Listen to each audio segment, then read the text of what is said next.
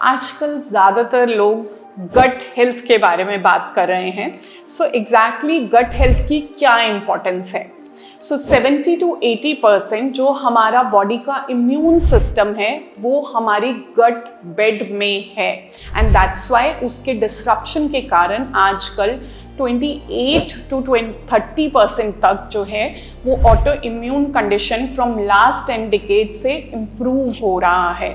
और इसका basic reason है पुअर गट हेल्थ।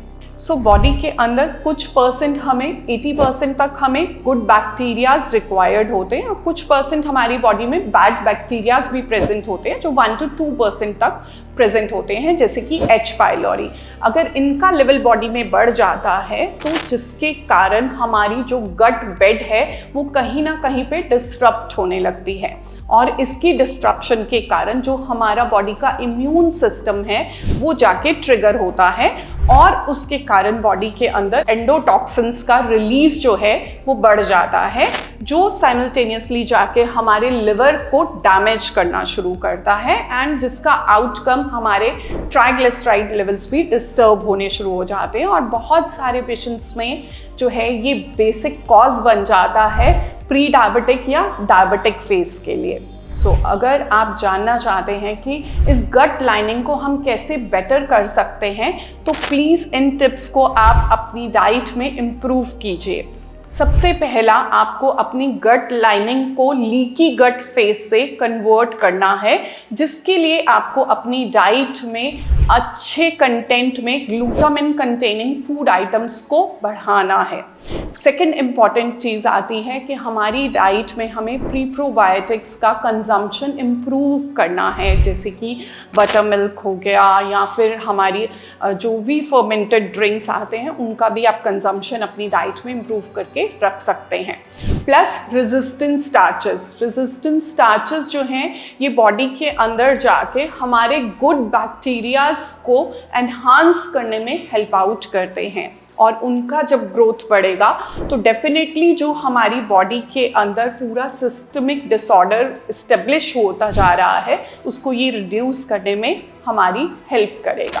नेक्स्ट हमारे आते हैं fermented foods. Fermented foods basically एक गुड सोर्स हैं जिसमें कि बहुत सारे डिफरेंट वेराइटी ऑफ बैक्टीरियाज जो हैं वो प्रेजेंट होते हैं, जैसे कि हम कर्ड यूज़ करते हैं, योगर्ट्स यूज़ करते हैं।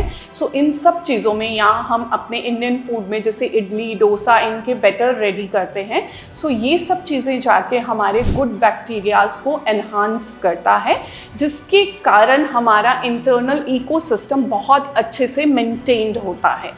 नेक्स्ट इम्पॉर्टेंट फैक्टर आता है कि हमें अपनी एब्डोमिनल मसल्स की स्ट्रेंथनिंग भी मेंटेन करनी बहुत ज़रूरी है।